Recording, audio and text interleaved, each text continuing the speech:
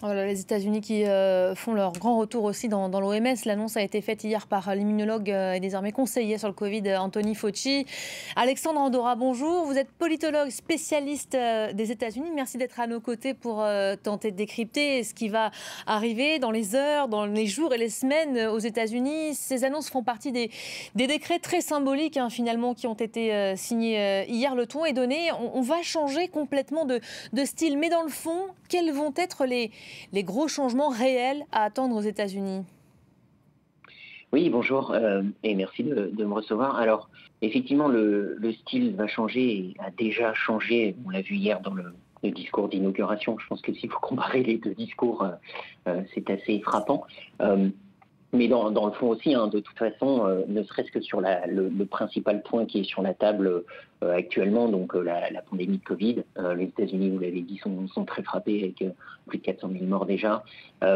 Donc rien que là, ici sur le fond, ça va changer radicalement, parce que le précédent président était, on va dire, globalement anti-scientifique dans sa façon de fonctionner. On fonctionnait beaucoup à l'instinct, il le disait tout le temps.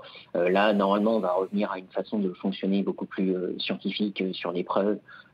Et pour un sujet comme la Covid, ça normalement devrait être beaucoup plus efficace. Biden qui dit souhaiter incarner l'unité du pays et le changement de méthode politique après les années Trump. Cela sera possible grâce à son équipe. On pense évidemment à sa vice-présidente Kamala Harris, son administration aussi sélectionnée avec soin, des profils qui incarnent à la fois la diversité mais aussi la compétence et l'expérience, que des personnes qu'il connaît bien, très bien même, hein.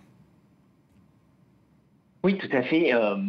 Disons que voilà, tout redevient un peu sérieux autour de ça et que normalement le président des États-Unis va de nouveau mettre en place des choses concrètes.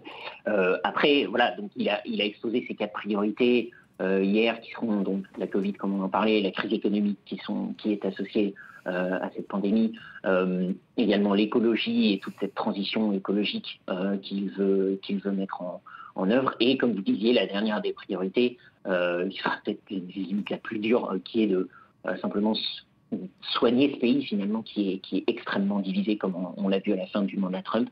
Ça va pas être facile non plus, parce que il n'y a pas que les démocrates dans ce problème. Il faut aussi travailler avec les républicains, et donc la question principale, ça va être: est-ce que les républicains ont envie de travailler avec Joe Biden? Est-ce que Trump et le Trumpisme vont toujours dominer ce parti républicain, et auquel cas ça va être très difficile pour Joe Biden de travailler avec eux?